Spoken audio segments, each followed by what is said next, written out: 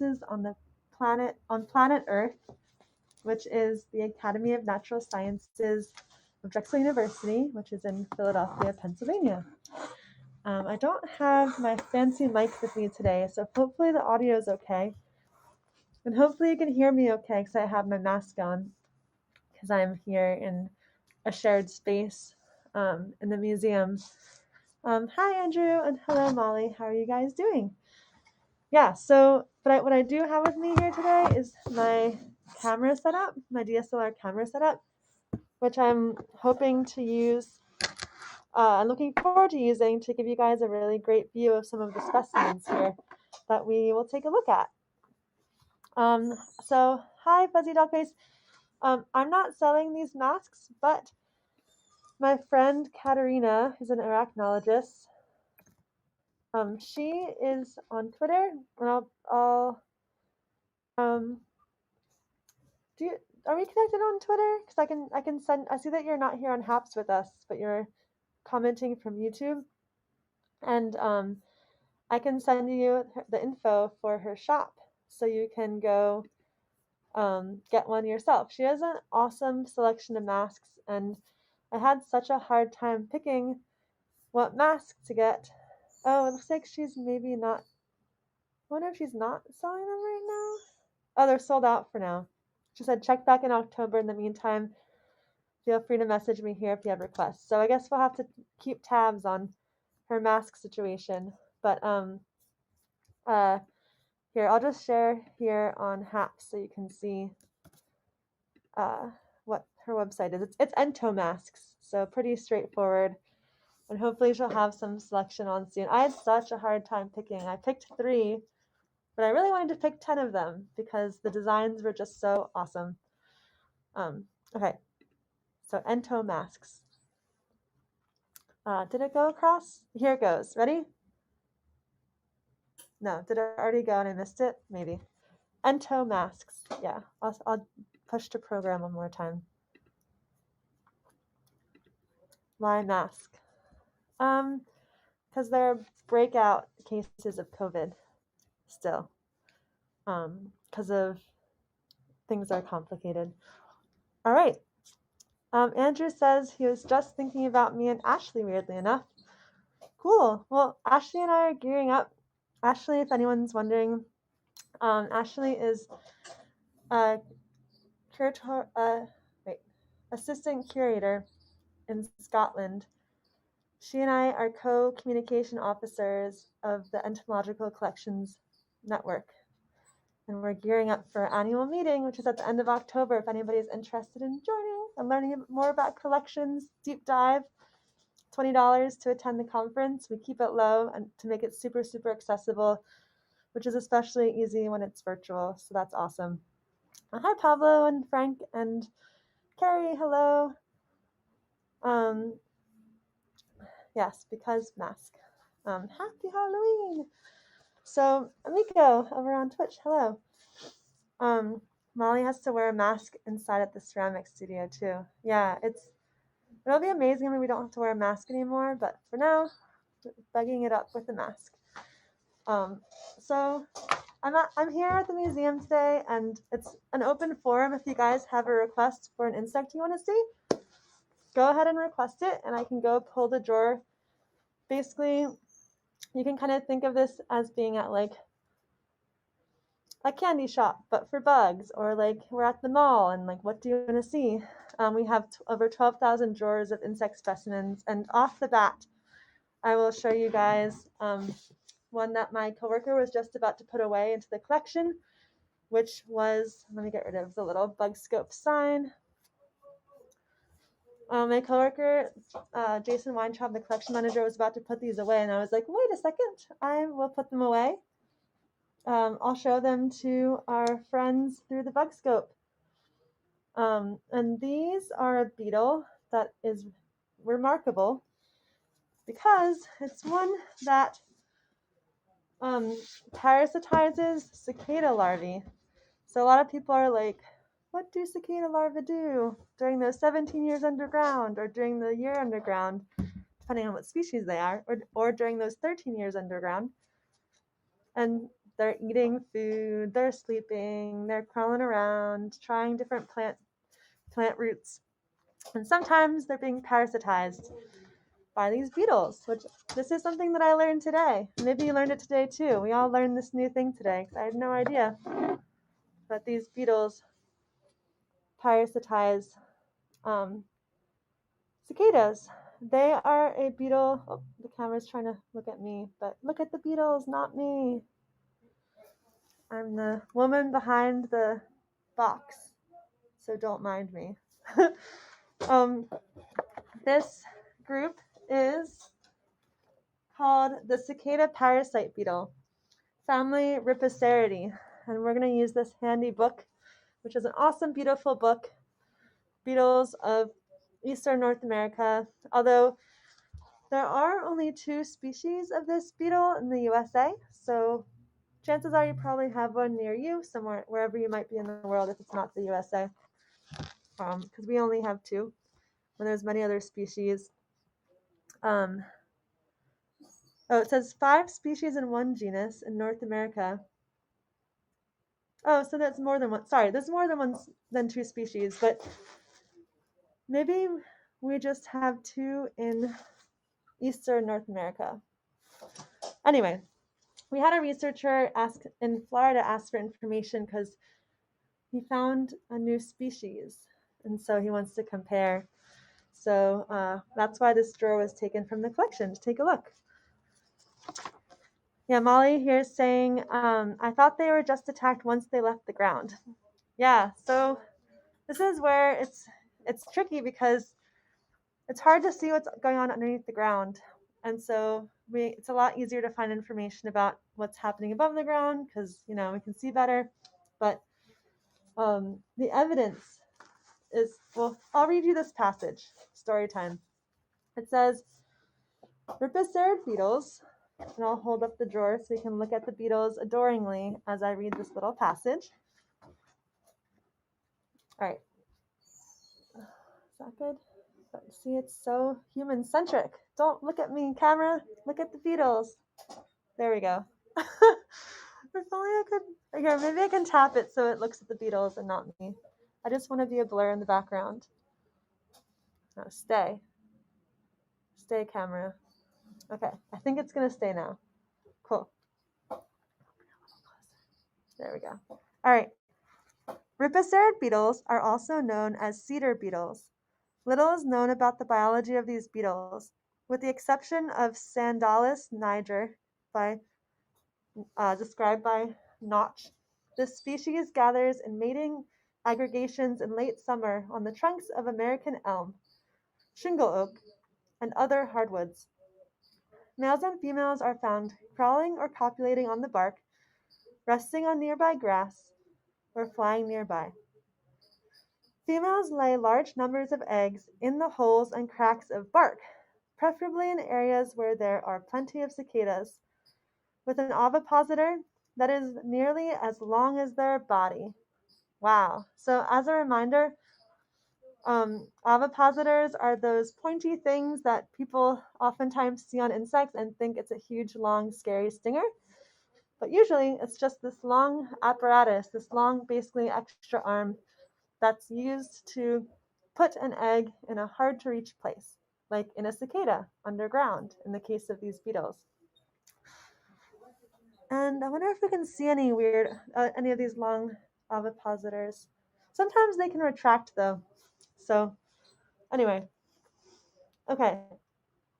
The subterranean larvae, so underground larvae, develop by hypermetamorphosis. I don't even know what that means, so mystery.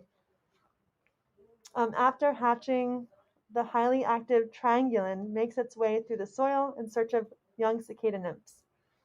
The larval stages between the triangulin and pupa are unknown.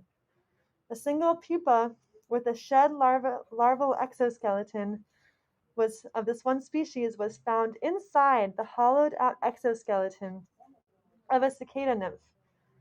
The remains of the larval exoskeleton revealed a more sedentary grub-like larva. Several undescribed species of Sandalis, aka aka undiscovered species, occur in the southeast. So that's actually what the researcher who contacted us here is working on right now, describing those undescribed species. So there's not a lot of information, but they found one inside of a hollowed out cicada pupa. So there's not, so keep your eyes out, everybody, so you can contribute to this science. All right, I see some comments here. Oh, Molly wants unusual moths. Have you got any cecily in there? Yes, we do. So we can go take a look at them in a moment. Sorry. I hope you guys enjoyed story time. And we're able to follow along with that. Andrew says middle row, second from the right. So that one? Is that? Wait. Oh, this one. It's kind of back. I think it's backwards for me, or something like that. That one looks like an old man wearing a long brown leather coat and carrying a newspaper and waving hello. Yeah, I can see that. Hello. We just need to set up a little diorama for it.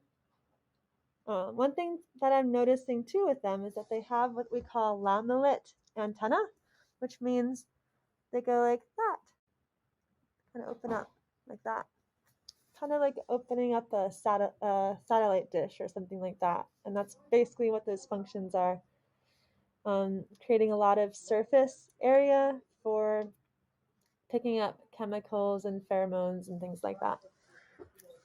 Here are some other ones that are interesting in this drawer. Oh, you can really see the antenna, but let's see if you guys can see it. You can see them all spread out. Looks like big floppy ears, almost. Franklin says, what's a cool metallic beetle? Apart from the golden tortoise beetle, how does this coloring type work? What use is it to the bugs? Okay. Yeah, great questions. This one's a larger one up here. And locations. Locations are always interesting. Australia. And wow, this one, I don't even know the language it's in. Maybe you guys can tell me what language this is. Where is Elizabetopool, Transcaucasia? That's where these ones are from. Elizabetopool, Transcaucasia, wherever that is. Here, maybe you guys can see it with the macro lens. Can you see that? Focus on the label. I don't know the language. Do you guys know it? And then here's the one I was just saying out loud. Anyway. Mystery. Hi, David. Wave back in the newspaper, beetle. Hi, Ash. Andrew was just mentioning. Sounds Russian? Yeah. Yeah, I don't know. Yeah. Anyway, so we have a request here for an unusual moth, and then also a request for shiny beetles. Is that what we have right now? I'll put these beetles away.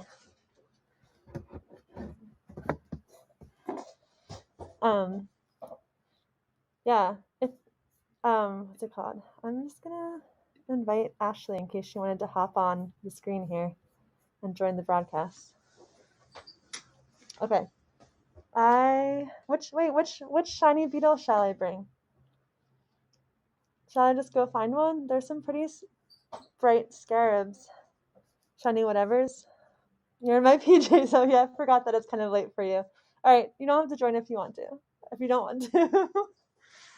Obviously. Okay. All right. I will be back with some beetles. I'm not sure what to show you in the meantime. The problem with using my camera setup is that I can't bring it with me as easily. Well, maybe I can. No, it's gonna be too much, too tricky. I need to hire someone as an assistant to do that. The great thing about being here is that sitting in this chair definitely takes me back to the good old beginning of the bug scope days. Because do you guys hear? Can you hear the squeaky chair? Squeaky chair. Signature of the bug scope. Wikipedia says Armenia, Georgia, and Azerbaijan. Cool. Thank you. What a foreign language to me, that vocabulary or that writing that it has. Okay. I'll go check out the carrion beetles and maybe there'll be a shiny one and I'll be back. So what do I show you in the meantime? I don't know. I will.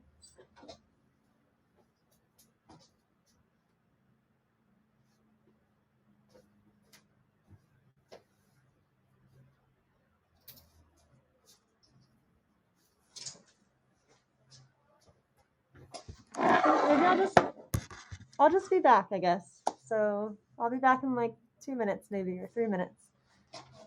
And I'll put this drawer here in the meantime as a symbol of what I will return with, an insect drawer. Okay.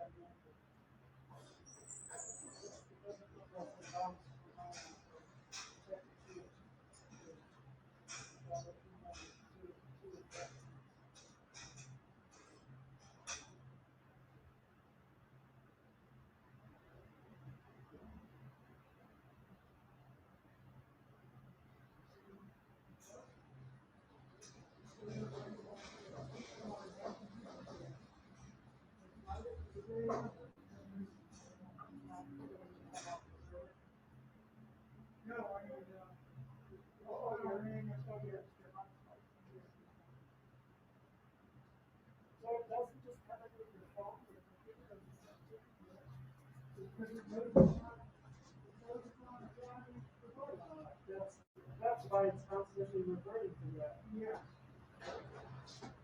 That's really irritating. I can't tell right now. Looks like about an 18-feet span. Oh, okay. That's because they're such large files. It's going to take a while. It will finish this.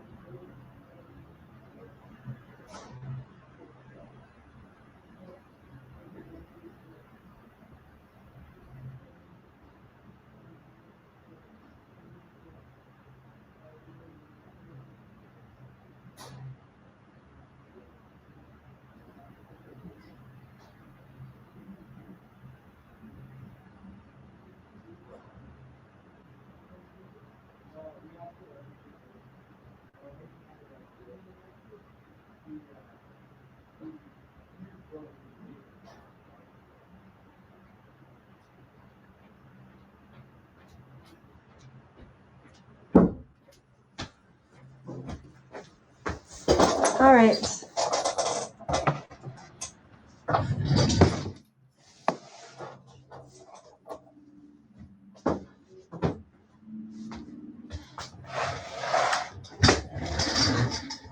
So, hi everyone.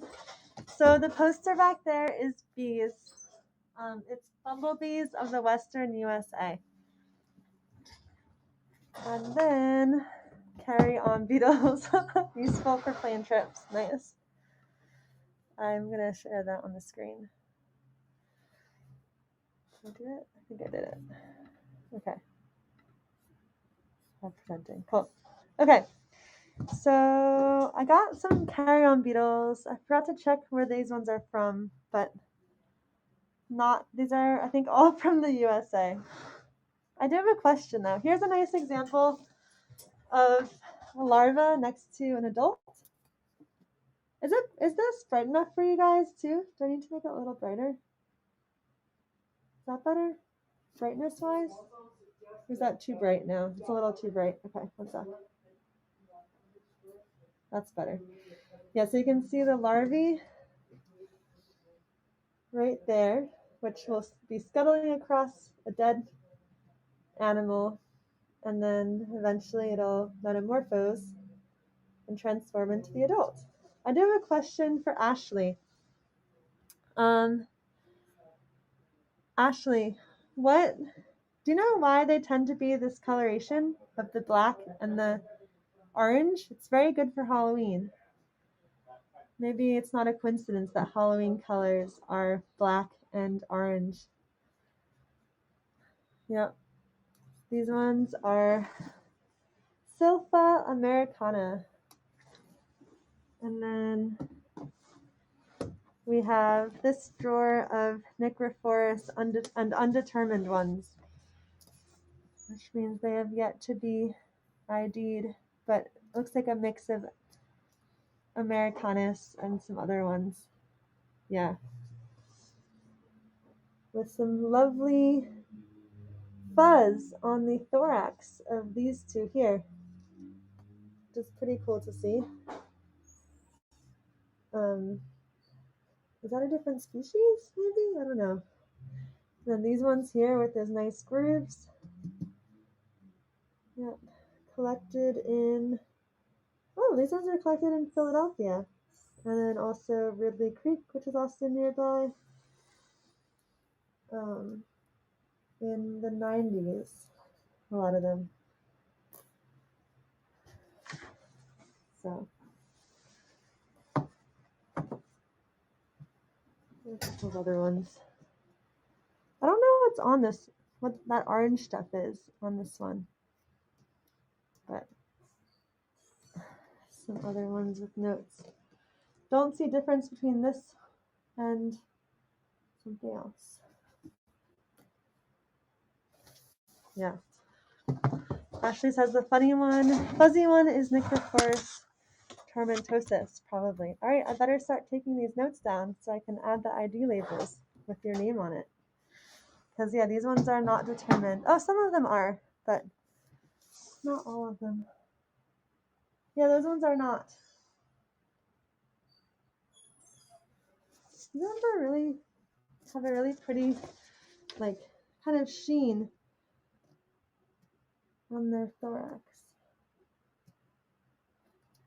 On their elytra. Elytra is the name for that hardened, modified first pair of wings that beetles have. Yeah. Cytaceous? Is Cytaceous a word in entomology? We're covered in hairs and seedy. Yeah. Can I send you a picture of them maybe? I mean, I did just, I guess, hold up the drawer. Maybe if I send a picture, you could do a digital sorting or something like that.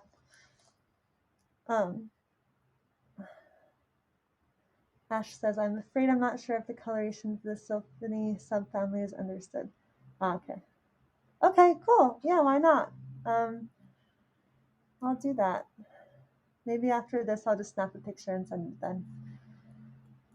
Okay, so now I'm gonna go back and do two things. So one, find some shiny beetles, and then two, I was hoping that I'd find shiny Staphylinidae or staff beetle, rove beetle, aka. That's a group of beetles that's one of the most diverse families of beetles, Coleoptera. In Coleoptera, the four most diverse families are Staphylinids, rove beetles. I can't think. Weevils, I think, is one of them. I haven't conjured this recently, and I feel on the hot seat, but I'm trying to remember. Scarabs, I think, and leaf beetles. What is it? Ashley, will you help me out with this? Rove beetles, I think. Scarabs, I think. Weevils, and maybe leaf beetles, but I'm not sure. All right, we'll have to come back to that. But there's four top most diverse families in beetles, whatever they might be, something like that. Okay. All right. Now I'm gonna go find shiny one.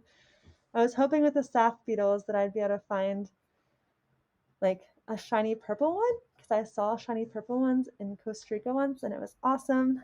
The thing is though with staph beetles, rove beetles, these are the beetles that often can be characterized by having elytra that are shortened. They don't cover the wings fully, or they don't cover the abdomen fully, but other beetles like sylphids, like these ones, you'll notice they have that trait as well. It's just, you can see the elytra kind of stop before it gets to the very, very end of the beetle. Where with, I'd say most beetles, it covers the whole thorax.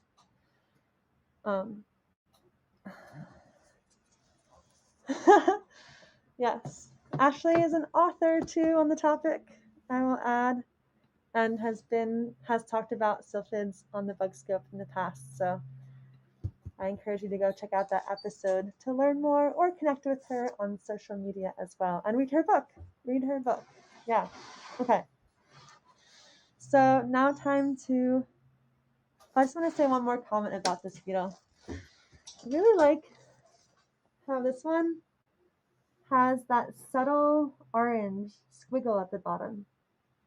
Very nice detail, I'd say. Right there. Oops. That little squiggle. Very beautiful, very delicate. I appreciate that about it. Okay, so now I'm gonna go get a drawer of moths. I have one in mind that I think is super cool, so I hope you're still here, Molly. And then I'm also gonna get a drawer of a shiny beetle. Just have to figure out which shiny beetle.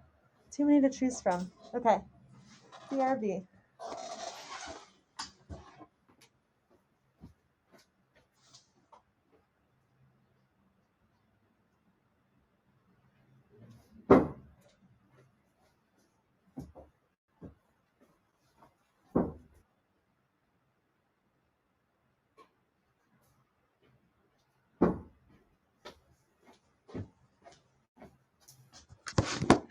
Oops. I decided to try to take you with me, because why not? I think it's decently mobile. I just need to get a tripod that can roll. Then we'll be fully mobile. Okay. Cables, yay! Okay.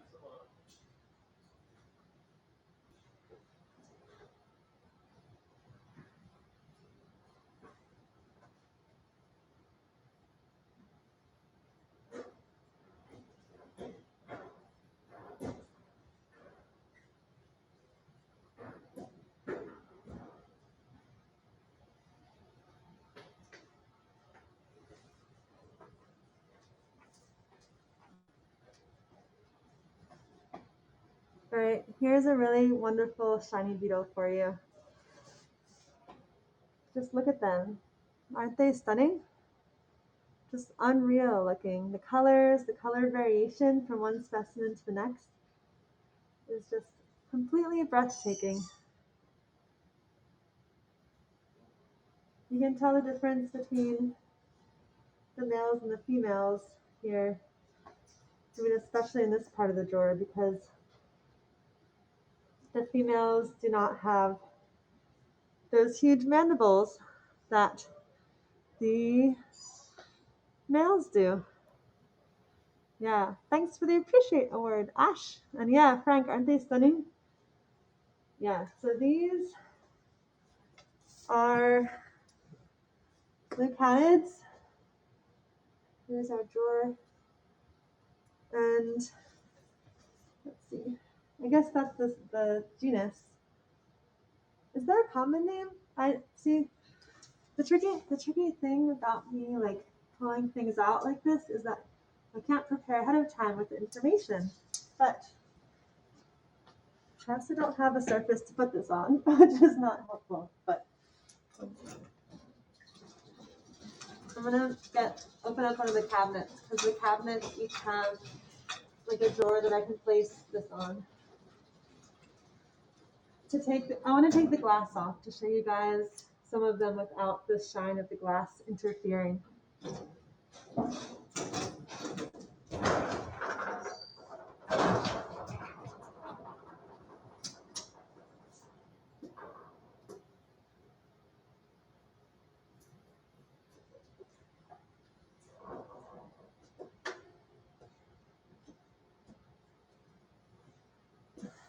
Okay, there we go.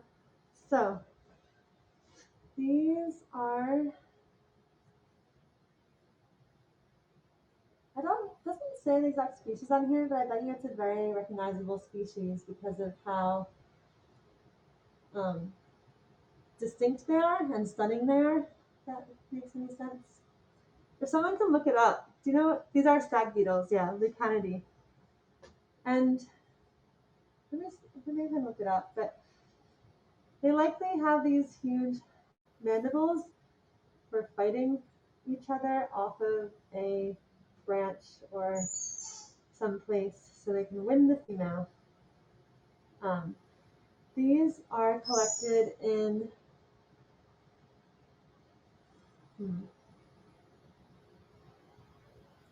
New Guinea. And where else? Yeah, New Guinea. Yep, that's pretty much all the labels say. So that's where they're from. Wow, so pretty, right? Here's my hand for a size comparison. So pretty sizable. And let's look at their faces. Beautiful. Oh, okay.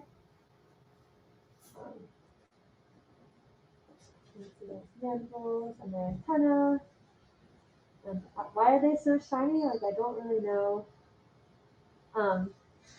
But of course, like, iridescence has to do with the structure.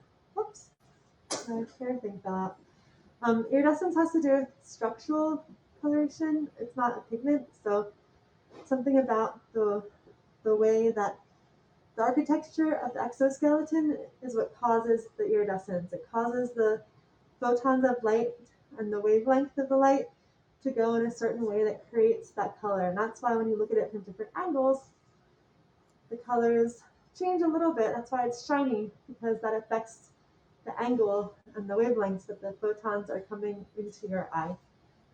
That's what makes it look so dynamic and stunning. And I kind of wonder if iridescence relates to like toughness or durability, because I know like with cuckoo wasps, that's a very shiny iridescent wasp that has really, really tough exoskeletons. And I don't know that people know exactly why they're that color, but they have really tough armor and they're iridescent, so I just can't help but wonder if there's some connection there. But they also are a wasp that goes into darkness, so I also can't help but wonder if that iridescence has something to do with camouflage as well, because if it's in the dark and then it goes into the light, in the dark you can't see that color, especially because the color is not pigmented. It's caused by like the light being physically affected. So I wonder sometimes if it comes into play in that way, like it adds an especially stunning dazzle and disorientation to predators. But in this case, I really don't know. I don't know enough about the biology. I haven't done any background research on what these are, but we have a common name. New Guinea. How tough is the shiny shell? I'm gonna guess it's pretty tough, but I don't know off the top of my head. Well, they look cool. Yes. Yeah. Yeah. Thanks, David, for that wow award. Yeah, these are some of my favorite specimens to come across. Okay, now I'm gonna find these cool moths that I wanted to show that Molly requested. So I'm quick.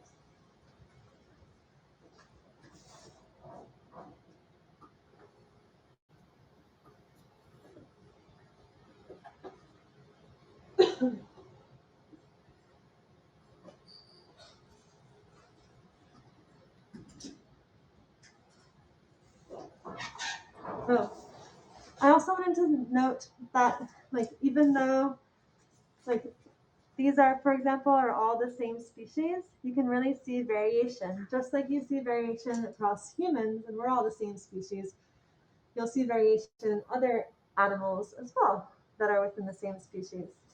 So I'll put this up here for now.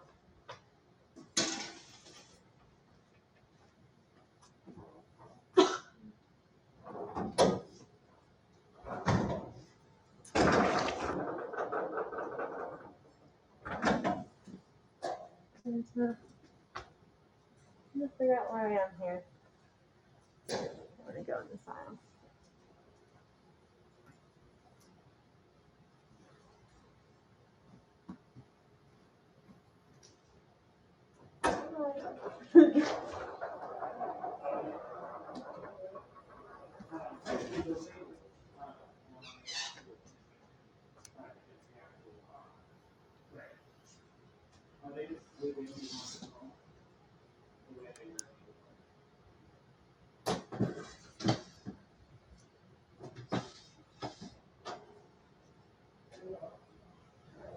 Not that one.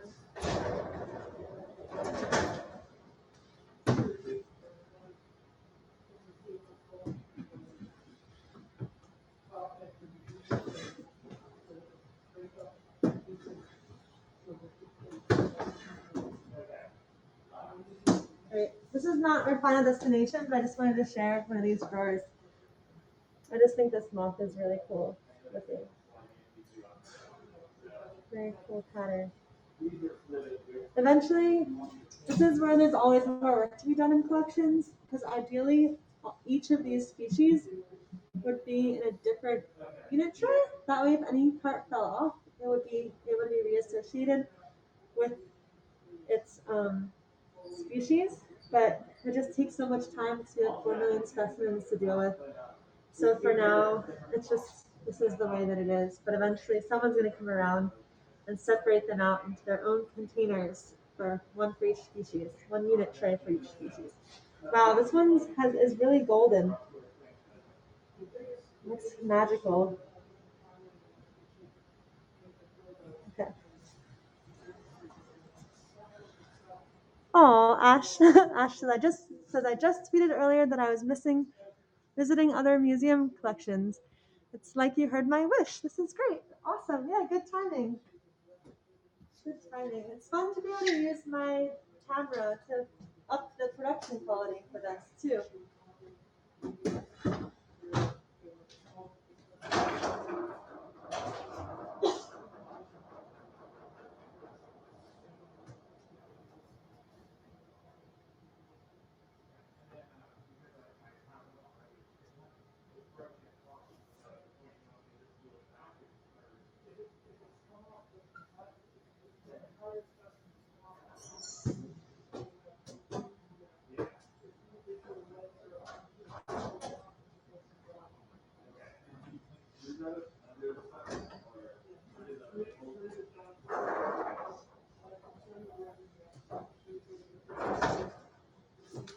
All right, so I'm gonna bring us all back into the corner office to look at these ones.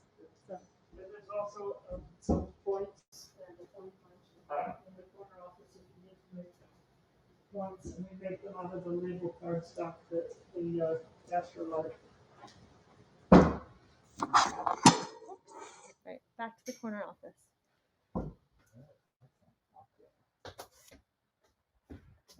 So this is the glue that your colleague Oh yeah, recommended. nice. I'm doing a broadcast right now. Sorry. It's okay. Just letting you know. Cool.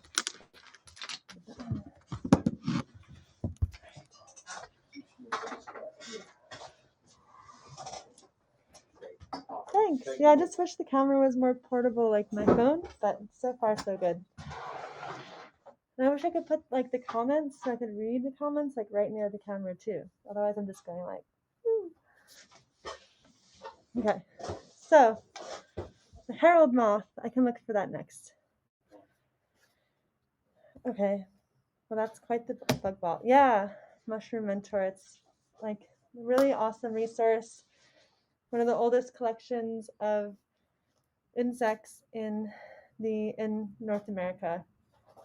It's the oldest natural history museum that's been continuously running natural history museum in the Western Hemisphere, or in the Americas, sorry. Something in my throat. Okay. So these are for Molly. Hopefully Molly's still there. Otherwise we'll have to point her back to this point of the broadcast.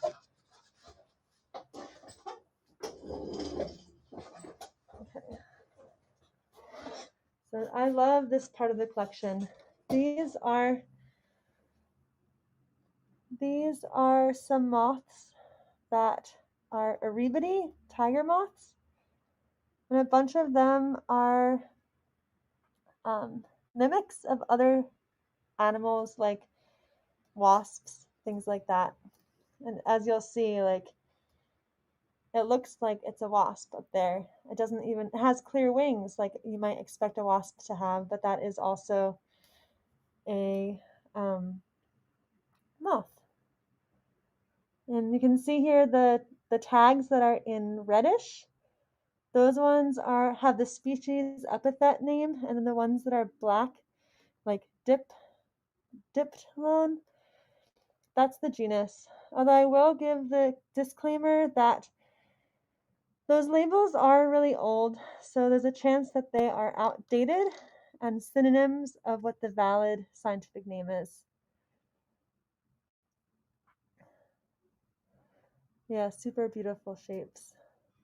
And also fuzzy, lots of fuzz on the bodies. Like there's some iridescence on this one, that bluish, purplish iridescence of this insect. And then you can see in the smaller script near the name is the author of the scientist who described that taxa.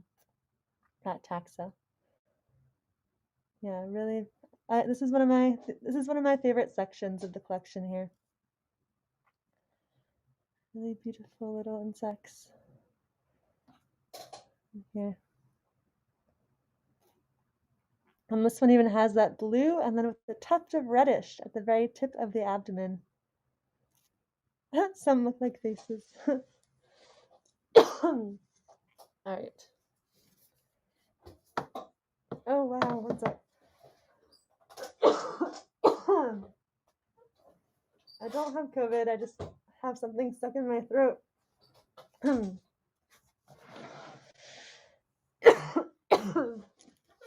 Okay, one sec.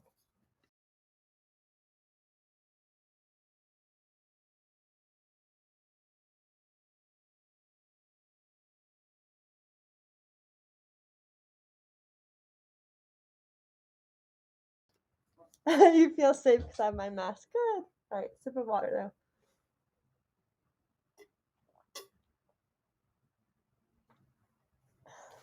All right. I also wanted to show you guys up in the top corner here are some other unique features. Like that one moth is also one of my favorites. It has this long fluffy tail, which I think is a fake ovipositor to mimic a wasp, to mimic a parasitic wasp. Super cool. That was collected in Venezuela in 1911. So it's 110 years old. And then up here in the top left corner, collected in Costa Rica in 1915, and then also collected in Ecuador in 1931, are two other moths that have these really cool red hairs or red seedy, red fluff on the sides of their abdomen. I have no idea like what the deal is with that. But oh no, Mushroom Mentor says they sneezed on an airplane last month and thought they were going to be murdered. Glad that you survived to tell the tale. Yeah, the air here is pretty dry because it's air conditioned, and it also can get a little dusty sometimes too.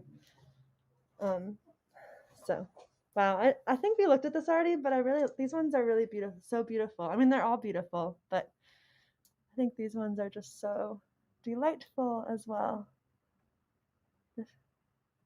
Just looks like a piece of stained glass that someone made.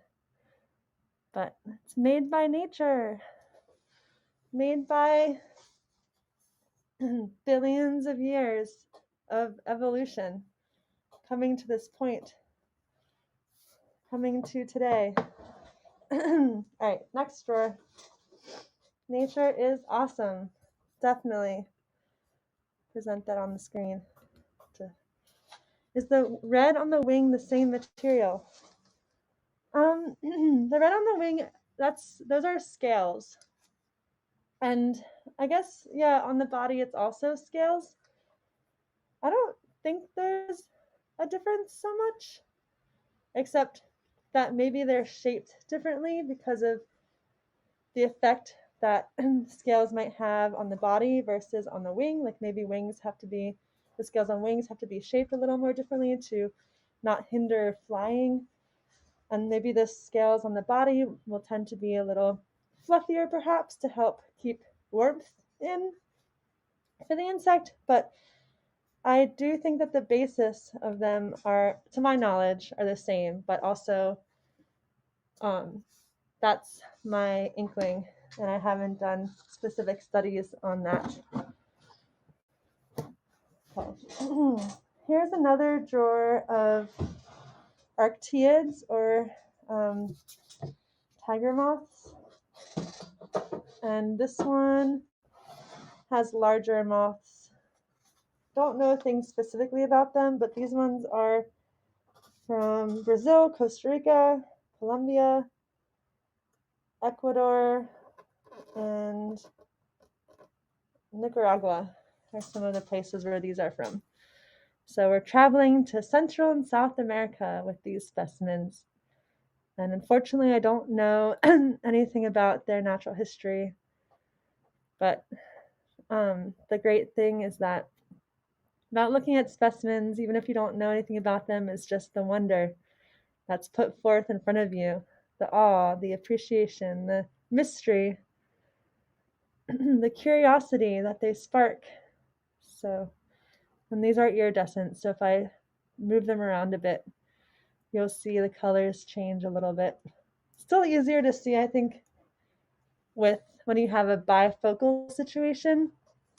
Like, I don't know, when I look at it, I'm sure it's different from when the camera sees it because both of my eyes are receiving different wavelengths of color, which really help enhance that iridescence, which Canon, the camera company, just announced a bifocal lens. So maybe in the future, the Bug Scope will be fundraising for bifocal bug scopes. So you guys can join the Bug Scope with virtual reality. Wouldn't that be something? I don't think I'm quite there yet, especially because I have my whole, I don't know, it could be fun to have even in Borneo, but I'm very curious about that technology. It would definitely help make this experience more immersive and also help you guys help me show and share with you the iridescence, because it does seeing it bifocally. Like I can see more green, I think, than what's coming up on the screen. A binocular lens, yes.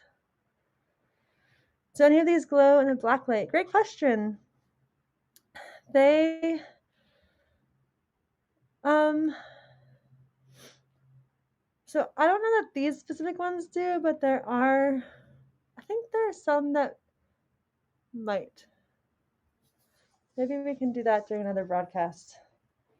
But like flying squirrels, I don't know if you know, but flying squirrels, they glow pink in black lights. They have fluorescence. There's a nice yellow one. Oops. And yeah, so I'll put this back now. It's so cool how this one has stripes on its body too. See that? Black and yellow stripes on the body. Okay. Back with the lid. Yeah, the lens is like a little less than $2,000 USD, which is definitely pricey, but it's not like out of this world like a cinematic camera costs. It's definitely like a stretch, but it's super tempting. Definitely gonna look into it because with my fellowship, I am given some funds through National Geographic for equipment or other. I'm given us some funds for helping with the project basically, and getting that lens could be a really cool way to share the journey and share the story. So I'm gonna look into it. Also, I wanted to note here that just like a library with books, a collection is like a library, like a book library, and you can see these notes that there are specimens on loan. So hopefully Dr. John E. Rollins is enjoying the specimens and discovering new things across the last 21 years that they've had those specimens on loan. And hopefully they'll send the specimens back soon, because 21 years is a long time for a specimen to be on a loan. So hopefully they are safe. That's something I think the digital age is helping with. It's helping with managing loans and keeping track, because traditionally in entomology, specimens will be on loan for a long time. Like there's not a deadline for a loan necessarily, unless someone else needs a loan. So yeah, 21, that's a long time. Longer than I've been alive. But yeah, so thank goodness for the digital age. Yay. We had one person ask for all of a certain type of beetle, Prionis beetles, and our collection manager went to go check, and they're like, wait a second, like you have all of our beetles in this group, because this researcher had requested them like 20 years before and we never got them back. So that was a funny situation. All right.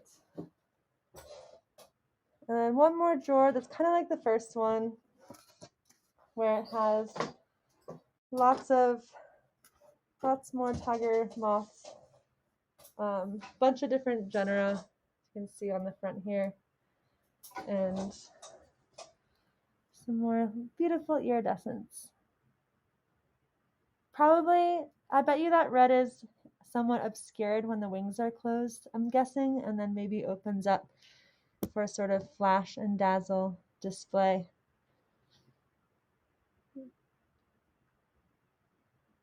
Hopefully the camera is focusing mostly on the moth rather than just the background. But the cool thing though is that, oh, interesting. I wasn't sure if those spots were actually white or if they were transparent, but it looks like they're white. So a bunch more species. It's kind of cool to see the whole drawer. It looks pretty cool with all the labels and such. So, oops. Oh wow, look at these ones. They have very brown wings, but a bright, brilliant blue body, iridescent body. Those ones are collected in Venezuela as well. Venezuela, Ecuador, Malawi, so Africa.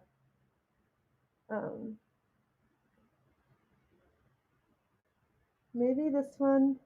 Hi. Imagine this is like the equivalent of having your head buried in a book.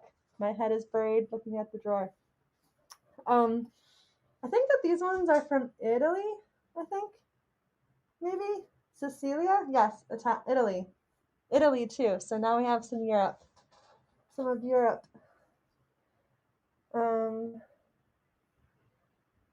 Asia, Malacca. I don't know where Malacca is in Asia, but this one says Malacca. Malacca. And then this one says Valais. Vallais. Alps. I don't know where that is either. Wait, is Malacca Asia? Malaysia? Andrew, is that what you're saying? And then up here it says, I don't even know what this one is. Here. Whoa, this one's really cool in coloration. Africa. This one just says Africa. That's not very helpful. Don't know what this one is, but maybe you guys can tell.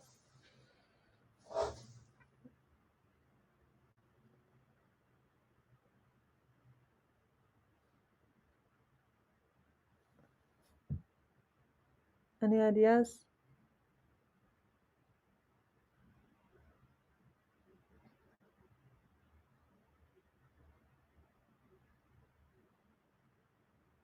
Oops, other way. Oh, Malacca is it's in Malaysia. Got it. Africa's in Africa. Yep. Cool. Thanks. Yeah, I've never heard of Malacca. Yeah, this says like Gimorlaut.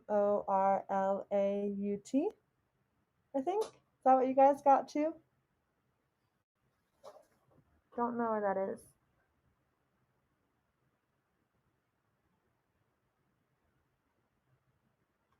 Yeah, whoa, I'm not picking this one up. The abdomen's like super duper. Well, I already picked it up. The abdomen of this one is super loose. I'm super scared. See how much it's wiggling? I think it had damage from domestic beetles because of how loose it is.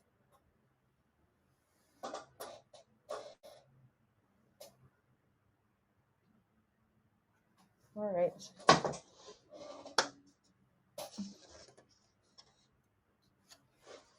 Cool. All right, I think I'm going to wrap up the broadcast now. It's been almost, oh, Timor-Laut, Malaysia again. Cool. Cool. Those are not part of Borneo, right?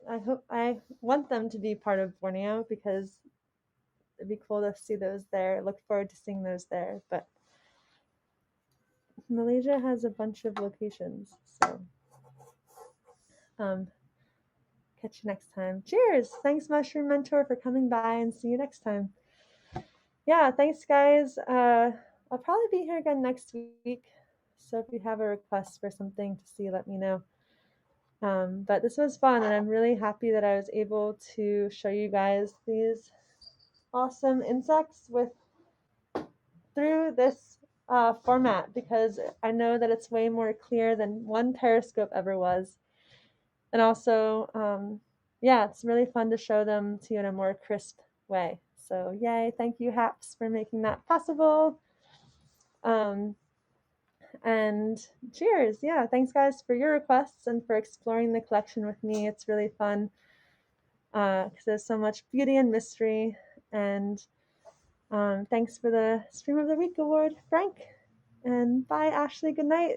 And one award. Cool. I haven't seen that award yet. So thank you. And you're welcome. Thanks for joining behind the scenes. Bye, David. Thanks, unverified user, for the hi word. And Andrew, hello and cheerio. And until next time, have a good week. And find a cool bug, as usual.